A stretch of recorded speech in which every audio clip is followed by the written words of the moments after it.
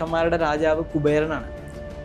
നമ്മൾ ശിവന് സുഹൃത്തുക്കളുണ്ടെന്ന് നമ്മൾ പറയാറില്ല, പക്ഷേ ശിവന്റെ സുഹൃത്താണ് യക്ഷന്മാരുടെ രാജാവായിരിക്കുന്നത്. ശിവഭക്തനാണ്, എന്നാൽ ശിവന്റെ അത്രയും അടുത്ത. ഈ കർണയക്ഷി എന്ന് പറയുന്നത് വേറൊരു വിധാനമാണ്. അത് ഈ പറഞ്ഞ പോലെ നമ്മളെ സിദ്ധികളെ തന്ന് കർണയക്ഷി, കർണപിശാചിനി, അങ്ങനെ ഈ യക്ഷി തന്നെ രണ്ട് വിധാനമുണ്ട്. ഒന്ന് പിശാചിനി സങ്കല്പമാണ്, കുറച്ചുകൂടി സേഫാണ് കർണയക്ഷി എന്നാണ് പറയുന്നത് കർണപിശാചിനിയിൽ നിന്ന്. അപ്പോൾ ഈ രണ്ടും ആണെങ്കിൽ പോലും ശയനപീഠം വെച്ച് ഗന്ധർവനെ ആരാധിക്കുന്ന ഒരു രീതി ഉണ്ടായിരുന്നു. അപ്പോൾ ഇത് നമ്മൾ ഈ ഒരു സമ്പ്രദായത്തിൽ ഗന്ധർവനെ ആരാധിക്കുന്നത് എന്തിനാണെന്ന് ചോദിച്ചു കഴിഞ്ഞാൽ പ്രധാനമായിട്ട് സമ്പത്ത് ഉണ്ടാകാൻ വേണ്ടിയിട്ടാണ്.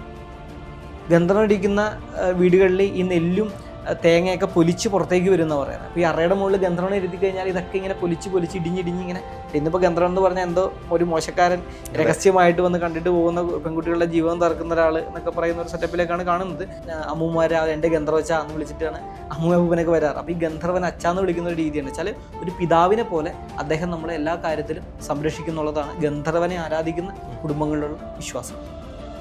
യക്ഷ കിന്നര ഗന്ധർവ സങ്കല്പങ്ങൾ കേരളത്തിൻ്റെ ആചാര സംസ്കൃതിയിൽ ഏറ്റവും കൂടുതലുമുള്ളതാണ് ഈ യക്ഷികളും കിന്നരന്മാരും ഗന്ധർവന്മാരും. ഇപ്പോൾ നമുക്ക് പത്മരാജൻ്റെ സിനിമ തന്നെ, ഞാൻ ഗന്ധർവൻ സിനിമ തന്നെ എടുത്തു കഴിഞ്ഞാൽ മറ്റൊരു ലോകത്തു നിന്ന് വരുന്ന ഗന്ധർവൻ. അപ്പോൾ യഥാർത്ഥത്തിൽ ഇതിൻ്റെ സങ്കല്പങ്ങൾ എങ്ങനെയായിരുന്നു നമ്മുടെ ഭാരതത്തിൽ വരുന്നത്? എങ്ങനെയാണ് അതിൻ്റെ പൂജാവിധാനങ്ങൾ വരുന്നത്? ഭാരതത്തിൽ പൊതുവെ വടക്കേന്ത്യയിലേക്കൊക്കെ പ്രത്യേകിച്ച് ഹിമാലയ സാനുക്കളുടെ സമീപത്തൊക്കെ തന്നെയും ഈ യക്ഷന്മാരുടെയും ഗന്ധർവന്മാരുടെയൊക്കെ ആരാധന വളരെ വിപുലമായിട്ട് തന്നെ ഉണ്ട്.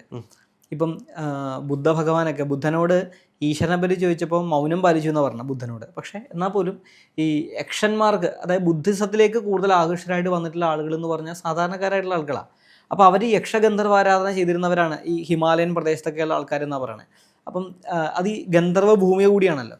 അപ്പോൾ ഞങ്ങൾക്ക് ഇനി യക്ഷന്മാരെ ആരാധിക്കാമോ എന്ന് ബുദ്ധനോട് ചോദിച്ച സമയത്ത് യക്ഷന്മാർക്കുള്ളതൊന്നും മുടക്കണ്ട എന്ന് പറഞ്ഞു എന്നാണ് പറയുന്നത്. അപ്പോൾ ഈ ഭാരതത്തിൻ്റെ യക്ഷാരാധന എന്ന് പറയുന്ന സമയത്ത് ഭാരതത്തിൻ്റെ പല സ്ഥലങ്ങളിലും യക്ഷന്മാരെയും ഗന്ധർവന്മാരെയൊക്കെ ആരാധിക്കുന്ന രീതിയുണ്ട്.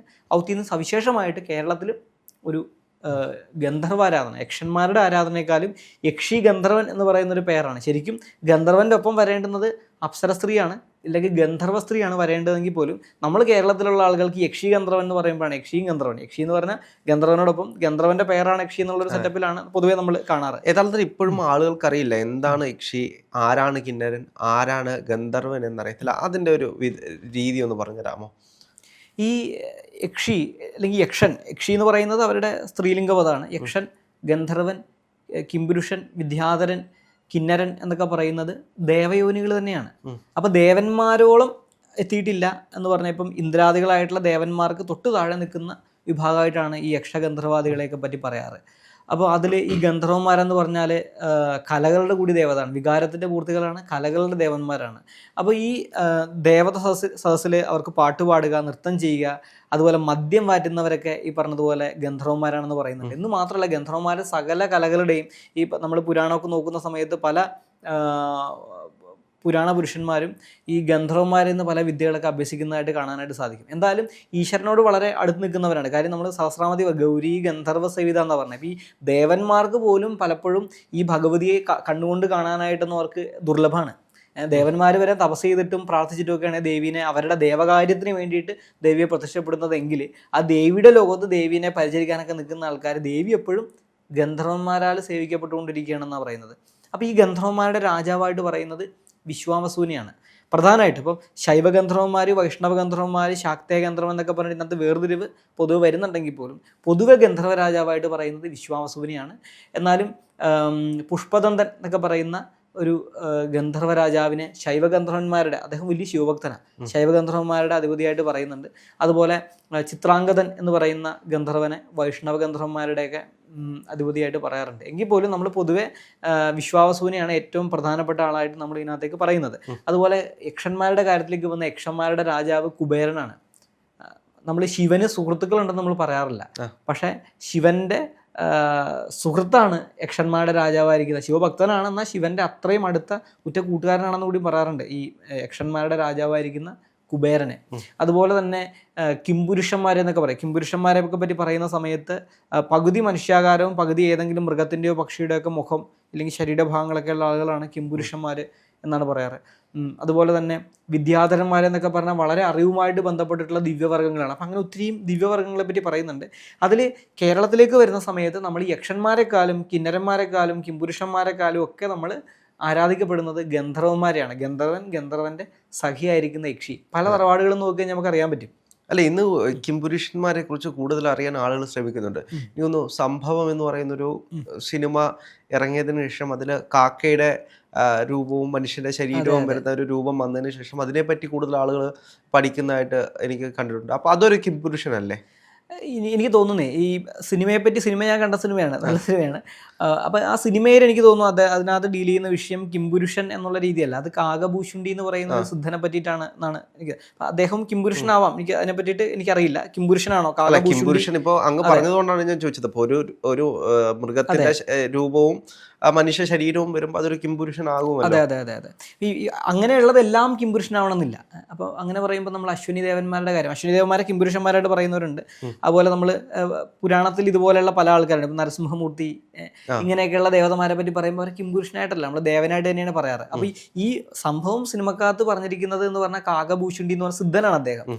ദേവി ഉപാസകന്മാരായിരിക്കുന്ന ഒരു കൂട്ടം കാക്കകളുടെ പുത്രനാണെന്നാണ് പറഞ്ഞത് അദ്ദേഹം. അപ്പം ചില പുരാണങ്ങൾക്ക് അദ്ദേഹത്തെ പറ്റിയിട്ട് ചില വിശ്വാസങ്ങൾ ലോക്കലായിട്ടും അല്ലാതെയുള്ള ബിലീഫ് അതിനെ പറ്റിയിട്ടുണ്ടെന്നാണ് പറയുന്നത്. അപ്പോൾ അങ്ങനെ അവരുടെ ആ ദേവി ഉപാസകന്മാരായിരിക്കുന്ന കുറച്ച് കാക്ക അമ്മമാർ അവരുടെ പുണ്യത്തെ പ്രകാശിപ്പിച്ചതാണ് ഈ കാകഭൂഷുണ്ടി എന്ന് പറയുന്ന കാലാതീതനായിരിക്കുന്ന സിദ്ധൻ എന്നാണ് പറയുന്നത്. കിംപുരുഷൻ എന്ന് പറയുന്നത് കുറച്ചുകൂടി വ്യത്യാസമുള്ള ഒരു സങ്കല്പമാണ്. കിംപുരുഷൻ എന്ന് പറയുന്നത്, കിന്നരൻ എന്നൊക്കെ പറയുന്നത് പല ആചാര്യന്മാരും പലതാ പറഞ്ഞു വെച്ചിരിക്കുന്നത്. കിന്നരൻ എന്ന് പറഞ്ഞു കഴിഞ്ഞാൽ ഇതുപോലെ തന്നെ മനുഷ്യൻ്റെ ശരീരവും പക്ഷിയുടെ ഉടലുമുള്ള ആളുകളാണെന്നും, ഇനി അതല്ല ഇവർ ഉഭയലിംഗ ജീവികളാണെന്നൊക്കെ ചില ആൾക്കാർ പറയാറുണ്ട്. ഇനിയിപ്പോൾ അതല്ല കിന്നര സ്ത്രീകൾ എന്ന് പറഞ്ഞു വെച്ചിരിക്കുന്നത് കൊണ്ട് കിന്നരന്മാർ പുരുഷന്മാരും സ്ത്രീകളും വേറെ വേറെ ഉണ്ടെന്ന് പറയുന്ന ആൾക്കാരുണ്ട്. ഈ കിന്നരൻ എന്ന് പറയുന്ന വിഭാഗത്തിലേക്കാണ് മൊത്തം ഗന്ധർവന്മാരും യക്ഷന്മാരും ഒക്കെ വരുന്നതെന്നും, അല്ല ഇത് ഈ ഗന്ധർവനെയും യക്ഷനെയും പോലെ വേറൊരു വിഭാഗമാണെന്നൊക്കെ പല ആചാര്യന്മാർ പല പുസ്തകങ്ങളായിട്ട് പലതാണ് പറഞ്ഞു വെച്ചിരിക്കുന്നത്. എന്തായാലും ഇതൊരു ദിവ്യവർഗ്ഗമാണ്, ദേവന്മാർ കഴിഞ്ഞിട്ടുള്ള ഒരു ദിവ്യവർഗ്ഗമാണ്. അതിൽ പലരും മനുഷ്യരെ അനുഗ്രഹിക്കാൻ വേണ്ടിയിട്ട് തൽപരരാണെന്ന് നമുക്ക് പല കാര്യങ്ങളിൽ നിന്നും മനസ്സിലാക്കാം. ഈ യക്ഷി ഉപാസന രീതി നോക്കിക്കഴിഞ്ഞാൽ അതെങ്ങനെയാണ് വരുന്നത്? യക്ഷി ഉപാസന രീതികളെ അതും രണ്ട് തരത്തിലാണുള്ളത്. ഒന്ന്, നമുക്ക് കേരളീയമായിട്ട് ഒരു പ്രത്യേകതരം യക്ഷിമാരുടെ വൃന്ദത്തെയും അവരുടെ പാരമ്പര്യ ഉപാസനാ രീതികളെ പറ്റിയിട്ടും പറയുന്നുണ്ട്. ഇതല്ലാതെ താന്ത്രിക യക്ഷിമാർ വേറെ ഒത്തിരി പറയുന്നു. 32 യക്ഷിമാർ, അതുപോലെ തന്നെ 64 യക്ഷിമാർ എന്ന് പറഞ്ഞിട്ട് അതങ്ങനെ കുറേ യക്ഷിമാരുടെ പല പുസ്തകങ്ങൾ പലതരത്തിലാണ് എന്നെ മെൻഷൻ ചെയ്തിരിക്കുന്നത്. ഭൂതടാമര തന്ത്രം, യക്ഷിണി, അങ്ങനെ പല തന്ത്രങ്ങളെ പറ്റിയിട്ട്, തന്ത്രങ്ങളിലും ഈ യക്ഷിണി ഉപാസനകളെ പറ്റിയിട്ട് പലതാണ് പറഞ്ഞു വെച്ചിരിക്കുന്നത്. കേരളീയമായിട്ട് വരുന്ന സമയത്ത് ഇവിടെ നമ്മൾ പ്രധാനമായിട്ടും ഉപാസിക്കപ്പെടുന്ന യക്ഷി എന്ന് പറഞ്ഞാൽ സുന്ദരയക്ഷി, ഐശ്വര്യയക്ഷി, അതുപോലെ തന്നെ കാലയക്ഷി, വിമാനയക്ഷി, സുരയക്ഷി എന്നൊക്കെ പറയുന്ന ഒട്ടനവധി യക്ഷിമാരാണ്. ഇതൊക്കെ നമ്മൾ ഈ യക്ഷി ഉപാസനയെ പറ്റിയിട്ട് പലപ്പോഴും ഇതെന്തോ ആളുകളെ ഒത്തിരി മോശം ഉണ്ടാക്കുന്ന കുടിക്കുന്ന തരത്തിലേക്കാണെന്ന് പറഞ്ഞു വെക്കുന്നെങ്കിൽ പോലും ഈ യക്ഷി ഉപാസനയൊക്കെ ചെയ്തിരിക്കുന്നതും പലരുടെയും വീടിനകത്താണ്. അതെ, അതും കുടുംബ യക്ഷി എന്ന് പറയുന്ന ഒരു കുലാചാരമായി കൊണ്ട് നടന്നിരുന്ന ഒരു കാര്യമായിട്ടാണ് ഞാൻ പലപ്പോഴും കേട്ടിട്ടുള്ളത്. ഈ സമ്പൽ സമൃദ്ധിക്ക് വേണ്ടിയിട്ട് തീർച്ചയായിട്ടും കൂടുതലും യക്ഷി ഗന്ധർവന്മാരെ ആയിരുന്നു ഉപാസിച്ചിരുന്നതെന്നും കേട്ടിട്ടുണ്ട്. അതെ അതെ. ഈ യക്ഷികളെ ഉപാസിച്ചു കഴിഞ്ഞാൽ പെട്ടെന്ന് അവർ പ്രീതിപ്പെടുമോ? ഈ യക്ഷി ഉപാസനയുടെ കേരളത്തിൻ്റെ ചരിത്രം, എന്തുകൊണ്ടാണ് കേരളത്തിൽ ഇത്രയധികം യക്ഷി ഉപാസന നടക്കുന്നതെന്ന് ചോദിച്ചു കഴിഞ്ഞാൽ ആ ബൗദ്ധ ജൈന പാരമ്പര്യമാണ്. കേരളത്തിൽ ഈ പറഞ്ഞ പോലെ ഒരു കാലഘട്ടത്തിൽ ബൗദ്ധ ജൈന മതങ്ങൾക്ക് വളരെ ഒരു വേരോട്ടം ഉണ്ടായിരുന്ന ഒരു കാലഘട്ടത്തിൽ ഈ ജൈനന്മാർ അവർ ദേവിയെ തന്നെ മഹായക്ഷിയായിട്ടാണ് സങ്കല്പിക്കുന്നത്. അവർ ദേവിയെ ആരാധിക്കുന്ന രീതി യക്ഷി എന്ന് വിളിച്ചിട്ടാണ്. അപ്പോൾ പൊതുവേ നമ്മുടെ നാട്ടിലെ ഈ യക്ഷിയമ്മമാർക്ക് എന്തുകൊണ്ട് ഇത്രയും പ്രാധാന്യം വന്നു ചോദിച്ചു കഴിഞ്ഞാൽ അത് മുന്നേ ഈ ദേവിയെ യക്ഷിയായിട്ട് ആരാധിക്കുന്ന ഒരു സമ്പ്രദായത്തിൻ്റെ ഒരു ബാക്കി പത്രമായിട്ടാണെന്നാണ് എനിക്ക് മനസ്സിലായിട്ടുള്ളത്. കാര്യം അത്ര അധികം പല സ്ഥലങ്ങളിലും നമ്മുടെ നാട്ടിൽ നിന്ന് നോക്കി കഴിഞ്ഞാൽ ദേവി യക്ഷി പ്രധാന ദേവതയായിട്ടും ദേവി ഉപദേവതയായിട്ടുള്ള നിരവധി ക്ഷേത്രങ്ങൾ നമ്മുടെ നാട്ടിലുണ്ട്. അത് പുരാതന കാലം പോകെ. ഇനി യക്ഷിനെ പിടിച്ചിട്ട് അവിടെ നിന്ന് മാറ്റിയിരുത്തുമ്പോഴാണ് വലിയ വിഷയം അവിടെ ഉണ്ടാവുന്നത്. ഇനിയിപ്പോൾ നമ്മുടെ തന്ത്രത്തിൻ്റെ ഒരു വശത്തൂടെ നോക്കിക്കഴിഞ്ഞാൽ യക്ഷി എന്ന് പറഞ്ഞാൽ ഏതൊരു വിദ്യയുടെ കൂടെ, വിദ്യ എന്ന് പറയുമ്പോൾ ഭഗവതിമാരുടെ സമ്പ്രദായം, പിന്നെ ദേവി, ആ ദേവിയോടൊപ്പം അതിന് അനുഗുണമായിരിക്കുന്ന ആ ദേവി എന്തൊരു ഗുണത്തെയാണോ തരുന്നത് അത് വേഗേന നമുക്ക് അനുഗ്രഹത്തിലേക്ക് വരുന്ന തരത്തിലുള്ള യക്ഷി സങ്കല്പങ്ങളും കാണാറുണ്ട്. ഇപ്പം ഈ മാതങ്കിയാണെങ്കിൽ വീണായക്ഷി, അങ്ങനെ ഈ ത്രിപുരസുന്ദരി ആണെങ്കിൽ മീഡിയേറ്റർ എന്ന് പറയുന്നതിനേക്കാൾ ഉപരിയായിട്ട് ചില സമ്പ്രദായങ്ങളിൽ ഗുരുത്വം കൂടിയുണ്ട് യക്ഷിക്ക്. നമ്മളൊരു വിദ്യ ഉപാസിക്കുന്ന സമയത്ത് നമുക്ക് മനുഷ്യ ഗുരുക്കന്മാരിൽ നിന്നുണ്ടാവുന്ന പല കാര്യങ്ങളെയും നമുക്ക് ശരീരികളായിരിക്കുന്ന ഗുരുക്കന്മാര്, ശരീരത്തെ ഉൾക്കൊണ്ട് ജീവിക്കുന്നവർക്ക് ചെയ്യാൻ പറ്റാത്ത പല കാര്യങ്ങളും ഇങ്ങനെ അശരീരികളായി നിന്നുകൊണ്ട് ഈ യക്ഷി വൃന്ദങ്ങൾക്ക് ഇല്ല ഗന്ധർവന്മാർക്ക് നമ്മൾ സഹായിക്കാനായിട്ട് പറ്റും. അപ്പൊ അതുകൊണ്ട് തന്നെ നമ്മുടെ കർണയക്ഷിയൊക്കെ ആ രീതിയിൽ വരുന്നതാണെന്ന്. കർണയക്ഷിയൊക്കെ ശരിക്കും അല്പസിദ്ധിയിലേക്ക് വരുന്ന ദേവതമാരെ. യക്ഷി തന്നെ പല തരത്തിലുള്ള ആൾക്കാരുണ്ട്. എന്ന് വെച്ച് കഴിഞ്ഞാൽ ഈ അല്പസിദ്ധിയെ കൊടുത്ത് ഉപാസകന്മാരെ, പ്രധാനമായിട്ട് ഇവരുടെ ഡ്യൂട്ടി എന്ന് പറഞ്ഞാൽ ഇപ്പൊ ദേവിയിലേക്ക് നമ്മൾ, ഇല്ലെങ്കിൽ ആ പരമമായിട്ടുള്ള തത്വത്തിലേക്ക് നമ്മൾ ആളുകൾ പോകുന്ന സമയത്ത് അവരെ ഫിൽട്ടർ ചെയ്ത് അങ്ങോട്ടേക്ക് എത്തിക്കുക എന്നുള്ളതാണ്. എത്തപ്പെടാൻ യോഗ്യത ഇല്ലാത്ത ആൾക്കാരെ അങ്ങോട്ടേക്ക് എത്തിക്കാതിരിക്കുക എന്നുള്ളതാണ് ഇവരുടെ പ്രധാനപ്പെട്ട ലക്ഷ്യം. അപ്പോൾ നമുക്ക് ഈ പറഞ്ഞ പോലെ സ്വാഭാവികമായിട്ടും യക്ഷി ഉപാസനയൊക്കെ ചെയ്യുന്ന സമയത്ത് ഇപ്പോൾ നമ്മൾ ഭഗവതിയെ ഒരു 10 വർഷം ഭജിച്ചാൽ നമുക്ക് എന്തെങ്കിലും സിദ്ധി ഉണ്ടാവുന്നുണ്ടെങ്കിൽ ചിലപ്പോൾ യക്ഷിയെ ഒരു മാസം പോയി ചിലപ്പോൾ ഉണ്ടാവണമെന്നുണ്ട്. പക്ഷെ അത് അത്ര നല്ലതാവണമെന്നില്ല. നമ്മളതൊരു ഫിൽട്ടർ ചെയ്യാണ് ശരിക്കും. നമുക്ക് അത്രയും മുകളിലേക്ക് പോകാൻ, ഇനി കുറച്ചുകൂടി ഉയർന്ന തലങ്ങളിലേക്ക് പോകാനായിട്ട് നമ്മൾ കപ്പാസിറ്റി ഉള്ളവരാണോ എന്ന് നമ്മൾ അവരെ ഫിൽട്ടർ ചെയ്യാണ്. അപ്പം അതുകൊണ്ടാണ് ഈ കർണയക്ഷി എന്ന് പറയുന്നത് വേറൊരു വിധാനമാണ്. അത് ഈ പറഞ്ഞ പോലെ നമ്മൾ സിദ്ധികളെ തന്ന് കർണയക്ഷി, കർണപിശാചിനി, അങ്ങനെ ഈ യക്ഷി തന്നെ 2 വിധാനമുണ്ട്. ഒന്ന് പിശാചിനി സങ്കല്പമാണ്, കുറച്ചുകൂടി സേഫാണ് കർണയക്ഷി എന്നാണ് പറയുന്നത് കർണപിശാചിനിയിൽ നിന്ന്. അപ്പോൾ ഈ 2 ആണെങ്കിൽ പോലും അല്പസിദ്ധികളാണ്. അത് നമുക്ക് നമ്മുടെ ഭൗതിക ജീവിതത്തിലും ഇതിനപ്പുറത്തേക്ക് നമ്മുടെ ആത്മീയ ജീവിതത്തിലേക്ക് ഒത്തിരി പ്രശ്നങ്ങൾ, കുറച്ച് നമ്മൾ സൂക്ഷിച്ച് സമീപിക്കേണ്ടുന്ന വിദ്യകളാണെന്നാണ് പറയാറ്. അപ്പോൾ അതേപോലെ തന്നെ ഈ ഗന്ധർവ ഉപാസന ചെയ്യുന്നത് പലപ്പോഴും നമുക്കിപ്പോൾ കഴിവുകൾ, ഇപ്പം ജന്മനാ കിട്ടുന്ന കുറേ കഴിവുകളുണ്ട്, പാടാനും ആടാനും. അപ്പോൾ അത്തരത്തിലുള്ള കഴിവുകൾ വികസിപ്പിക്കാൻ വേണ്ടിയിട്ട് ഗന്ധർവ ഉപാസന ചെയ്തു കഴിഞ്ഞാൽ പെട്ടെന്ന് നടക്കുമെന്ന് പറഞ്ഞിട്ടുണ്ട്. അതിനെന്തെങ്കിലും വാസ്തവമുണ്ടോ? ഗന്ധർവന്മാരെ നമ്മൾ നിരവധി കുടുംബങ്ങളിലേക്ക് ചെന്ന് കഴിഞ്ഞാൽ ഈ പത്തായം, നമ്മൾ ഈ നെല്ല്, ഒരു കാലഘട്ടത്തിൽ ഈ ധനം എന്ന് പറയുന്നത് പൈസയും നാണയം അങ്ങനത്തെ ഒരു സെറ്റപ്പിലല്ല. അന്ന് ഈ പറഞ്ഞ പോലെ സ്വർണ്ണമായിട്ടും ഇല്ലെങ്കിൽ അതിലുപരി നെല്ലിനെയാണ് നമ്മൾ സമൃദ്ധിയുടെ ലക്ഷണമായിട്ട്. ഇപ്പം നമ്മൾ ഗണപതി ഹോമത്തിന് നമ്മൾ നെല്ല് ഹോമിച്ചിട്ട് സമൃദ്ധി ഉണ്ടാകാൻ വേണ്ടി പ്രാർത്ഥിക്കണം, വേറെ ഒന്നുമല്ല നമ്മൾ ഹോമിക്കുന്നത്. അപ്പോൾ ഈ നെല്ല്, തേങ്ങ എന്നൊക്കെ പറയുന്നതാണ് നമ്മുടെ പൂർവികർ നമ്മുടെ സമൃദ്ധിയുടെ ലക്ഷണമായിട്ട് കണ്ടിരിക്കുന്നത്. അപ്പോൾ ഈ നെല്ല്, തേങ്ങ മുതലായ കാര്യങ്ങളൊക്കെ സൂക്ഷിക്കുന്ന പത്തായത്തിൻ്റെ മുകളിൽ ശയനപീഠം വെച്ച് ഗന്ധർവനെ ആരാധിക്കുന്ന ഒരു രീതി ഉണ്ടായിരുന്നു. അപ്പോൾ നമ്മൾ ഈ ഒരു സമ്പ്രദായത്തിൽ ഗന്ധർവനെ ആരാധിക്കുന്നത് എന്തിനാണെന്ന് ചോദിച്ചു കഴിഞ്ഞാൽ പ്രധാനമായിട്ട് സമ്പത്ത് ഉണ്ടാകാൻ വേണ്ടിയിട്ടാണ്. ഗന്ധർവനിരിക്കുന്ന വീടുകളിൽ ഈ നെല്ലും തേങ്ങയൊക്കെ പൊലിച്ച് പുറത്തേക്ക് വരും എന്ന് പറയാറ്. അപ്പോൾ ഈ അറയുടെ മുകളിൽ ഗന്ധർവനെ ഇരുത്തി കഴിഞ്ഞാൽ ഇതൊക്കെ ഇങ്ങനെ പൊലിച്ച് ഇടിഞ്ഞിടിഞ്ഞ് ഇങ്ങനെ പുറത്തേക്ക് വരും. നമുക്ക് ഈ പുറത്തേക്ക് വന്ന് മാത്രം എടുത്തിട്ട് വീട്ടിലെ കാര്യങ്ങൾ കഴിയാമെന്നൊക്കെ ഒരു വിശ്വാസം മുൻകാലത്തുണ്ടായിരുന്നു. അപ്പം ഇത് പ്രധാനമായിട്ടും ധനത്തിന് വേണ്ടിയിട്ട്, ഐശ്വര്യത്തിന് വേണ്ടിയിട്ട്. രണ്ടാമത്തെ കാര്യം സൗന്ദര്യവും ആകർഷണീയതയുമുള്ള സന്താനങ്ങൾ ഉണ്ടാവാൻ വേണ്ടിയിട്ട് കൂടിയാണ്.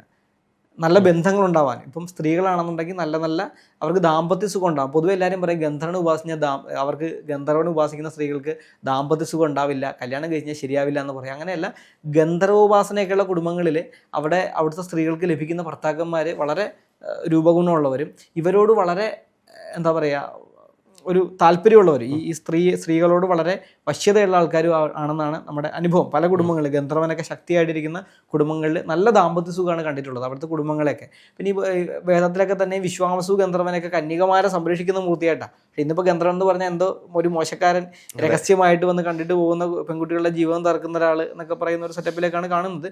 എങ്കിൽ പോലും പലപ്പോഴും ഗന്ധർവനെ സ്ത്രീകളെ സംരക്ഷിക്കുന്ന ദേവതയായിട്ടും നമ്മുടെ കേരളീയ വിധാനത്തിലേക്ക് വന്നു കഴിഞ്ഞാൽ അവർക്ക് ദാമ്പത്യ സുഖവും സൗന്ദര്യമുള്ള സന്താനങ്ങളെയും ആകർഷണീയതയൊക്കെ കൊടുക്കുന്ന ഒരു ദേവനായിട്ടാണ് ഗന്ധർവനെ കാണുന്നത്. അപ്പോൾ ഗന്ധർവനെ പൊതുവെ ഗന്ധർവന്മാർ പലതരത്തിലുണ്ട്. ഈ ഐശ്വര്യ ഗന്ധർവൻ, ആകാശ ഗന്ധർവൻ, മന്ത്രവാദത്തിന് വേണ്ടി മാത്രം ഉപയോഗിക്കുന്ന ഗന്ധർവന്മാരുണ്ട്. ഇതല്ലാതെ ഈ ഐശ്വര്യം അങ്ങനെയുള്ള ഒരു വ്യക്തിത്വ വികാസത്തിന് വേണ്ടിയിട്ട് ഉപയോഗിക്കുന്ന ഗന്ധർവന്മാരുണ്ട്. അതുപോലെ തന്നെ വീരത്വത, ഇപ്പം കളരി മുതലായ കാര്യങ്ങൾ പരിശീലിക്കുന്ന ആൾക്കാർക്ക് അവരുടെ വീരരസം വർദ്ധിക്കാൻ വേണ്ടിയിട്ട് ഉപാസിക്കുന്ന ഗന്ധർവന്മാരുണ്ട്. നല്ലോണം പാട്ടുപാടാൻ, നൃത്തം ചെയ്യാൻ, നമ്മൾ ഈ ബെറ്റ് വെച്ചിട്ടുള്ള കളി, ഷെയർ മാർക്കറ്റ്, അങ്ങനത്തെ കാര്യങ്ങൾക്കൊക്കെ വേണ്ടിയിട്ട് നമ്മൾ ഊഹക്കച്ചവടത്തിനൊക്കെ വേണ്ടിയിട്ട് ഗന്ധർവോപാസന ചെയ്യുന്ന ആൾക്കാരെ ഉണ്ട്. അങ്ങനെയൊക്കെ ചെയ്യുന്ന ആൾക്കാരുണ്ട്. ഇതിനപ്പുറത്തേക്ക് ആത്മീയമായിട്ടുള്ള മാർഗ്ഗത്തിൽ പോകുന്നവർക്ക് ചില ഗന്ധർവന്മാർ, വിദ്യാധര ഗന്ധർവൻ എന്നൊക്കെ പറഞ്ഞാൽ അവരൊക്കെ വന്നിട്ട് ഇവർ ഐശ്വര്യ ഗന്ധർവനും അതെ, അവരൊക്കെ വന്നിട്ട് നമുക്ക് നല്ല കാര്യങ്ങൾ ഉപദേശിക്കുകയും ചെയ്യും. ഗന്ധർവൻ്റെ അനുഗ്രഹം ഉണ്ടെങ്കിൽ നമ്മുടെ ഉപാസന കാര്യങ്ങളിലൊക്കെ നന്നായിട്ടൊരു ഗുരുവിനെ പോലെ നമ്മളെ കൈപിടിച്ച് മുന്നോട്ട് നടത്തും. ഈ വീടുകളിലിരിക്കുന്ന ഗന്ധർവനെ ഗന്ധർവച്ചൻ എന്നാണ് വിളിക്കാറ്. ഗന്ധർവച്ചൻ, യക്ഷിയമ്മ എന്ന് പറയുന്ന പോലെ ഗന്ധർവച്ചൻ. ഇപ്പം നമ്മുടെ വീട്ടിലൊക്കെ എന്ന് പറഞ്ഞാൽ അമ്മൂമാർ എൻ്റെ ഗന്ധർവച്ച എന്ന് വിളിച്ചിട്ടാണ് അമ്മൂമ്മൂപ്പനൊക്കെ വരാറ്. അപ്പോൾ ഈ ഗന്ധർവൻ അച്ചാന്ന് വിളിക്കുന്ന ഒരു രീതിയാണ് വെച്ചാൽ ഒരു പിതാവിനെ പോലെ അദ്ദേഹം നമ്മളെ എല്ലാ കാര്യത്തിലും സംരക്ഷിക്കുന്നുള്ളതാണ് ഗന്ധർവനെ ആരാധിക്കുന്ന കുടുംബങ്ങളിലുള്ള വിശ്വാസം. പക്ഷെ അതേപോലെ തന്നെ മറ്റൊരു വിഷയം എന്ന് പറയുന്നത് ഇപ്പം ഈ ഞാൻ ഗന്ധർവൻ സിനിമയാണെങ്കിലും ഇത്തരത്തിൽ ആ, അന്ന് ആ ആ, ചെയ്തിട്ടുള്ള ആളുകൾ ഇപ്പോൾ പത്മരാജൻ്റെ മരണം എന്ന് പറയുന്നത് ഞാൻ ഗന്ധർവൻ രണ്ടാമത്തെ ഭാഗം എഴുതാൻ നേരത്താണ് മരണപ്പെടുന്നത് എന്നുള്ള രീതി പറയുന്നുണ്ട്. ഇപ്പം പഞ്ചുരുളിയെ കാണിക്കുന്ന സിനിമയാണ് കാന്താര. അപ്പോൾ കാന്താരയിൽ ഇത്തരത്തിലുള്ള കാര്യങ്ങൾ കാണിച്ചപ്പോൾ അവിടെ ഒരുപാട് അനർത്ഥങ്ങളുണ്ടായി, കുറേ മരണങ്ങളുണ്ടായി എന്ന് പറഞ്ഞിട്ടുണ്ട്. അപ്പോൾ ഇതെല്ലാം ഒരു മരണം തരുന്ന ഉപാസന രീതികളാണ് എന്നൊരു സംസാരം പലയിടങ്ങളും ഉണ്ടാകുന്നുണ്ട്. അതിൻ്റെ ഒരു യാഥാർത്ഥ്യം എന്താണ്? ഒന്നാമത്തെ കാര്യം, ഈ ഗന്ധർവൻ എന്ന് പറഞ്ഞാൽ ഒരു പ്രത്യേകതരം ഗന്ധർവ മൂർത്തിയെ ഉപാസിക്കുന്ന ഒരു രീതിയല്ല. കൃഷ്ണൻ എന്ന് പറഞ്ഞാൽ നമുക്കറിയാം അതൊരു ഭഗവാനാണ്. അപ്പോൾ കൃഷ്ണൻ എന്ന് പറയുന്ന ഒരു ഭഗവാന് അദ്ദേഹത്തിൻ്റെ ഇഷ്ടങ്ങളും അനിഷ്ടങ്ങളും ഉണ്ടാവും. കൃഷ്ണൻ അതിനപ്പുറം പരമാത്മാവാണ്. ഈ ഗന്ധർവൻ എന്ന് പറഞ്ഞാൽ അതുപോലെ ഒരു ദേവനെ ഉപാസിക്കുന്ന രീതിയല്ല, ഗന്ധർവന്മാരാണ് ഉള്ളത്. പല സ്വഭാവത്തിലുള്ള ഗന്ധർവന്മാരുണ്ടാവും. നമ്മൾ മുന്നേ പറഞ്ഞ അധമ ഗന്ധർവന്മാർ എന്നൊരു വിഭാഗം തന്നെ ഉണ്ട്. അപ്പോൾ ഈ പത്മരാജൻ്റെ ഗന്ധർവനും മോശം ഗന്ധർവനാണെന്നല്ല ഞാൻ പറയുന്നത്. ചിലപ്പോൾ ഈ പത്മരാജനും ഗന്ധർവ ഉപാസന ഉണ്ടായിരുന്ന ഒരു കുടുംബത്തിലുള്ള ഒരാളാണെന്നാണ് പറഞ്ഞത്. പത്മരാജൻ്റെ കുടുംബത്തിലും ഗന്ധർവ ഉപാസന ഉണ്ടായിരുന്നു. ഈ ചെറുപ്പം മുതലേ കേട്ടുവന്നിരിക്കുന്ന ആ ഗന്ധർവൻ്റെ കഥകളാണ് അദ്ദേഹം സിനിമ ആക്കിയെന്നൊക്കെ കേട്ടിട്ടുണ്ട്. അതുപോലെ തന്നെ അദ്ദേഹം ആലപ്പുഴക്കാരനാണെന്നാണ് എൻ്റെ ഒരു ഓർമ്മ, അല്ലേ? ആലപ്പുഴ ഭാഗത്തുള്ള ഒരാളാണ് പത്മരാജൻ. അപ്പോൾ ആ ഭാഗത്തൊക്കെ നല്ലോണം ഗന്ധർവ ഉപാസനയുള്ള സ്ഥലമാണ് അവിടെയൊക്കെ. അപ്പം മേ ബി ഈ പറഞ്ഞ പോലെ നമുക്ക് ഇങ്ങനെയും ചിന്തിക്കാം, അതായത് അവരുടെ കുടുംബത്തിലുള്ള ഗന്ധർവന് ചിലപ്പോൾ അത് ഇഷ്ടമായി കാണില്ല എന്ന് ചിന്തിക്കാം. പക്ഷേ എന്നെ വ്യക്തിപരമായിട്ട് എന്നോട് ചോദിച്ചു കഴിഞ്ഞാൽ, എനിക്കിപ്പോൾ ഇത് കുറേ ആളുകൾ ഇപ്പോൾ അദ്ദേഹം ഇത് ചെയ്യുന്ന സമയത്തും അദ്ദേഹത്തിൻ്റെ ഉള്ളിൽ ഇത് ശരിയല്ല, ഞാൻ ഈ ചെയ്യുന്നത് ശരിയല്ല എന്നുള്ളൊരു രൂഢമൂലമായിട്ടൊരു വിശ്വാസം ഉണ്ടാവാം. അതാവാം അദ്ദേഹത്തെ അപകടത്തിലേക്ക് ചെന്ന് ചാടിച്ചിട്ടുണ്ടാവാമെന്ന് ഞാൻ വിശ്വസിക്കുന്നു. അതുപോലെ കാന്താര എന്ന് പൊതുവെ നമ്മുടെ ഈ കാന്താര ഈ പഞ്ചുരുളിയൊക്കെ ആരാധിക്കുന്ന ആ ഭാഗം എന്നൊക്കെ പറഞ്ഞാൽ ഇതിനോട് ഈ ഭൂതകോലയും ഇതിനോട് ഭയങ്കര, ഞാൻ മിക്കവാറും പോകാറുള്ളൊരു സ്ഥലമാണ്. ഭയങ്കര അഭിനിവേശമൊക്കെ ഉള്ള ആൾക്കാരാണ്. ഈ ആരാധനകളോട് വളരെ വിശ്വാസവും അഭിനിവേശവും ഇതിനെ ചുറ്റിപ്പറ്റി ധാരാളം കഥകളും ഒക്കെ ഉള്ളൊരു സ്ഥലമാണ്. ഭയങ്കര ഭയഭക്തിയുള്ള ആൾക്കാരാണ്. അപ്പോൾ ഈ പഞ്ചുരുളിയെ സംബന്ധിച്ച് ഇങ്ങനൊരു സിനിമയൊക്കെ എടുക്കുന്ന സമയത്ത് ആളുകളുടെ ഉള്ളിൽ, ഇതുമായിട്ടൊക്കെ ബന്ധപ്പെട്ട ആളുകളുടെ ഉള്ളിൽ വന്നുപെട്ടിട്ടുള്ള ഭയമാവാം ഇതിനെ ഇങ്ങനെ ഒരു മോശാവസ്ഥയിലേക്ക് കൊണ്ടുപോയിട്ടുള്ളതെന്നാണ് എനിക്ക് തോന്നുന്നത്. അപ്പം അങ്ങനെയാണെന്നുണ്ടെങ്കിൽ ഇതിനെ പ്രധാനമായിട്ടും അഭിനയിച്ചിട്ടുള്ള ഋഷഭ് ഷെട്ടി ആവട്ടെ, അതുപോലെ തന്നെ അദ്ദേഹത്തിൻ്റെ സംവിധായകനൊന്നും വലിയ കുഴപ്പങ്ങളൊന്നും വന്നില്ലല്ലോ. അപ്പോൾ ഇത് ഭയമാവാം ഇങ്ങനത്തെ കാര്യങ്ങളിലേക്ക് ആളുകളെ. അല്ല, ഇങ്ങനെ കുറേ മരണങ്ങൾ ഉണ്ടാകുമ്പോൾ ഉണ്ടാകുന്ന ഊഹാപോഹങ്ങൾ കുറേ ഏറെയാണ്. അപ്പോൾ അത് എന്തുകൊണ്ടാണ് എന്ന് ചോദിച്ചു കഴിഞ്ഞാൽ ഈ ഉപാസന രീതികളെല്ലാം മരണത്തെ പുൽകുന്നതാണ് എന്നുള്ള ചില തോന്നലുകളാകാം. ഉപാസന രീതികൾ മരണത്തെ പുൽകുകയാണെന്ന് ഒരു അഭിപ്രായം എനിക്കില്ല. നമ്മൾ കൃത്യമായിട്ട് ഏതൊരു ഉപാസന, ഗന്ധർവ ഉപാസന എന്നുള്ളത് മാത്രമല്ല, പഞ്ചുരുളിയുടെ ഉപാസന എന്നുള്ളത് മാത്രമല്ല, നമ്മൾ ഏതൊരു ഉപാസനയാണെങ്കിലും കൃത്യമായിട്ടുള്ള നിഷ്ഠയോടും കൃത്യമായിട്ടുള്ള ചിട്ടവട്ടങ്ങളോടും കൂടി മുന്നോട്ട് പോകേണ്ടതായിട്ടുണ്ട്. ഈ ഉപാസന എന്ന് പറയുന്ന ആളുകൾക്ക് ഉപദ്രവം ഉണ്ടാകാൻ വേണ്ടിയിട്ടുള്ളതല്ല, ഒരു ഉപാസിക്കുന്നവൻ്റെ ആത്മസംതൃപ്തിക്ക് വേണ്ടിയിട്ടുള്ളത് തന്നെയാണ്. അതാണ് പ്രധാനപ്പെട്ട കാര്യം. ഏതൊരു ഉപാസനയായാലും അവനവന് ആത്മസംതൃപ്തി ഉണ്ടാവുക. രണ്ടാമത്തത്, ആ ഉപാസന ചെയ്ത് അവന് മുന്നോട്ട് പോകാൻ വേണ്ടുന്ന ഭൗതിക പരിസരം അവന് നൽകി അനുഗ്രഹിക്കുക. ഇത് രണ്ടുമാണ് പ്രധാനമായിട്ടും. അല്ല, അതിലും മറ്റു ചില കാര്യങ്ങളുണ്ട്. ഇപ്പോൾ ഇന്നത്തെ കാലത്തെ പല ഗുരുക്കന്മാരും പറയുന്നത്, നിങ്ങൾ രക്തവും മാംസവും കൊടുത്താണ് പൂജിക്കുന്നതെങ്കിൽ അവസാനം ആ ദേവത നിന്റെ രക്തവും ഊറ്റിക്കുടിച്ച് നിന്നെ ഇല്ലാതാക്കുമെന്ന് പറയുന്നൊരു കാര്യം പല ഗുരുക്കന്മാരും പറയുന്നുണ്ട്. അതായത് രക്തം കൊടുത്താൽ ആ ദേവത നിന്റെ ജീവനും കൊണ്ടേ പോകൂ എന്ന് പറയുന്നുണ്ട്. അപ്പോൾ അതിൽ എന്തെങ്കിലും സത്യാവസ്ഥയുണ്ടോ? അത് യദ് ഭാവേ തദ്ഭവതി എന്ന് പറയില്ലേ, നമ്മൾ എന്തായിട്ടാണ് ഭാവിക്കുന്നത്, ഈ രക്തവും മാംസവും ഒക്കെ വെച്ച് പൂജിക്കുന്ന ആൾക്കാരെ സംബന്ധിച്ചിടത്തോളം, ഇപ്പം ഞാനൊരു കാര്യം പറയാം. ഇപ്പം പൊതുവെ എല്ലാവരും പറയാറുള്ള കാര്യമാണ്, ഇപ്പോൾ ഈ ഇറച്ചി വെട്ടുകാർ അവരുടെ ജീവിതാവസാനം അവർക്ക് വളരെ ദുരന്താനുഭവങ്ങളാവാം ഉണ്ടാവുക, ഇല്ലെങ്കിൽ ആ വെട്ടുന്ന മൃഗത്തിൻ്റെ പോലെ ചേഷ്ടകളൊക്കെ കാണിച്ചിട്ടാവാം അവർ മരിക്കുന്നതെന്ന് പറയാറുണ്ട്. അപ്പം ഇത് എൻ്റെ ഒരു സുഹൃത്തിൻ്റെ ഒരു മുത്തശ്ശൻ, അദ്ദേഹം ഒരു പാവം മനുഷ്യനായിരുന്നു. അപ്പോൾ അദ്ദേഹം ഇതുപോലെ എന്തോ ഇറച്ചിയൊക്കെ വെട്ടുന്ന ആളായിരുന്നു. അപ്പം ഞാനിത് പറഞ്ഞപ്പോൾ ആൾ പറയാണ്, ആൾ വളരെ സമാധാനപൂർണ്ണമായിട്ട് മക്കളും കൊച്ചുമക്കളും ഒക്കെ കയ്യിൽ പിടിച്ച് വളരെ പൂർണ്ണമായിട്ടാണ് ആൾ മരിക്കുന്നത്. അപ്പോൾ ഇത് ചെയ്യുന്ന സമയത്ത് അദ്ദേഹം ഈശ്വരാർപ്പണമായിട്ടാണ് ചെയ്തിട്ടുണ്ടാവുക. അല്ലാതെ ഇത് വെട്ടുന്ന സമയത്ത് അദ്ദേഹത്തിൻ്റെ തൊഴിലാണ്, മറ്റുള്ളവർക്ക് കഴിക്കാൻ വേണ്ടിയിട്ടാണെന്നുള്ള ഭാവനയാവാൻ ചെയ്തിട്ടുണ്ടാവുക. അല്ലാതെ ഇത് ഞാൻ ചെയ്യുന്നു, ഈ ജീവിയുടെ പരാക്രമങ്ങളൊക്കെ കണ്ടിട്ട് എനിക്കും ഭാവിയിൽ അങ്ങനെ ഉണ്ടാവും എന്ന് വിചാരിച്ചിട്ടല്ല അദ്ദേഹം അത് ചെയ്തിട്ടുണ്ടാവുക. അങ്ങനെ പല കാര്യങ്ങളുണ്ട്. ഇപ്പോൾ ഈ മദ്യമാംസങ്ങൾ വെച്ച് പൂജിക്കുക എന്ന് പറഞ്ഞാൽ അത് ചില തൊഴിലുകൾ ചെയ്യുന്ന ആൾക്കാർക്ക് അത് ആവശ്യമായിട്ടുള്ള കാര്യമാണ്. എല്ലാവരും എല്ലാം ചെയ്യണമെന്ന് ഞാൻ ഒരിക്കലും പറയില്ല. എല്ലാ ആളുകളും ഈ പറഞ്ഞ പോലെ പണ്ട് കളരിയൊക്കെ ഉണ്ടായിരുന്ന കാലഘട്ടങ്ങളിൽ ബലി മുതലായ കാര്യങ്ങളൊക്കെ നടത്തിയിരുന്നു. ഇപ്പം ഇന്ന് നമ്മൾ കോടതിയിൽ കൊണ്ട് തൂക്കിക്കൊല്ലുകയാണെന്നുണ്ടെങ്കിൽ പണ്ടത്തെ കാലഘട്ടത്തിൽ രാജാക്കന്മാർ ഈ ഭഗവതിക്ക് ഈ കുറ്റവാളികളെ ബലി കൊടുത്തിരുന്നു. അപ്പോൾ ഇങ്ങനത്തെ കാര്യങ്ങൾ ഒക്കെ ചെയ്തിരുന്നു. അപ്പോൾ അത് ആ കാലഘട്ടത്തിൻ്റെ ഇല്ലെങ്കിൽ ആ വ്യക്തി ഉപാസന ചെയ്യുന്ന വ്യക്തിയുടെ ആവശ്യമാണ്. ഇപ്പോൾ ഓരോ വ്യക്തിയും ഉപാസന ചെയ്യുന്നു, ഏത് തരത്തിലുള്ള ഉപാസനയാണ് അവനവൻ സ്വീകരിക്കേണ്ടതെന്നുള്ളത് വ്യക്തിപരമായിട്ടുള്ള കാര്യമാണ്, അവൻ്റെ വ്യക്തി ഗുണത്തിൻ്റെ അടിസ്ഥാനത്തിൽ തീരുമാനിക്കേണ്ടുന്ന കാര്യമാണ്.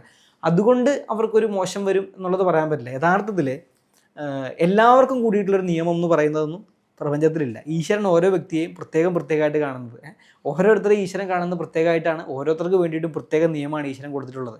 ഒരു വിദ്യ അത് അവനിൽ പ്രകാശിച്ചു എന്നുള്ളത് കൊണ്ട് എന്നിലും അതുപോലെ പ്രകാശിക്കണമെന്നില്ല. അങ്ങനെ ഒരു വ്യത്യാസം ഇതിനകത്തുണ്ട്. ഓരോരുത്തർക്കും പ്രത്യേകമായിട്ടുള്ള അവസരങ്ങളുണ്ട്, അതിന് മാത്രം പദ്ധതികളുണ്ട്. ഇല്ലെങ്കിൽ ഈ പ്രപഞ്ചത്തിൽ ഇത്രയധികം പദ്ധതികളും ദേവതോപാസനകളും വരേണ്ട കാര്യമില്ലല്ലോ. അതെ, എല്ലാവർക്കും കൂടെ ഒറ്റ പദ്ധതി മതി. ഇപ്പൊ കാളിയെ തന്നെയാണെങ്കിലും, ഇപ്പൊ കാളി പോട്ടെ, ചാത്തനെ ഈ കുഷികൽപ്പത്തിനകത്തൊക്കെ ഈ ചാത്തനെ പാൽപ്പായസം വെച്ച് ഉപാസിക്കുന്ന രീതി കണ്ടിട്ടുണ്ട്. തുളസിയിലെയും പാൽപ്പായസം മാത്രം കൊണ്ട് ചാത്തനെ ഉപാസിക്കുന്ന രീതി കുഷികൽപ്പത്തിലുണ്ട്. എന്ന് പറയുന്നത് പോലെ വലിയ ആടിനെ വെട്ടിയിട്ടുള്ള രീതിയും ചാത്തനുണ്ട്. ഒരു മൂർത്തിക്കാന്ന് ആലോചിക്കണം. ഒറ്റ മൂർത്തി തന്നെയാണ് ഈ രണ്ട് വിധാനത്തിൽ ഞാൻ കണ്ടിട്ടുള്ളത്. അപ്പം ഇതൊക്കെ വ്യക്തിപരമായിട്ട് വ്യക്തിനിഷ്ഠമാണ്. അപ്പം പാൽപ്പായസം വെച്ച് പാലും പഴവും വെച്ച് ഉപാസിക്കുന്നവനുണ്ടാവുന്ന ഗുണമാവണമെന്നില്ല ഈ ആടിനെ വെട്ടി ഉപാസിക്കുന്നവൻ. അപ്പം ഏത് ശരി ഏത് തെറ്റെന്ന് പറയാൻ നമ്മൾ ആൾക്കാരല്ല, അത് ചെയ്ത് വ്യക്തിനിഷ്ഠമാണ്.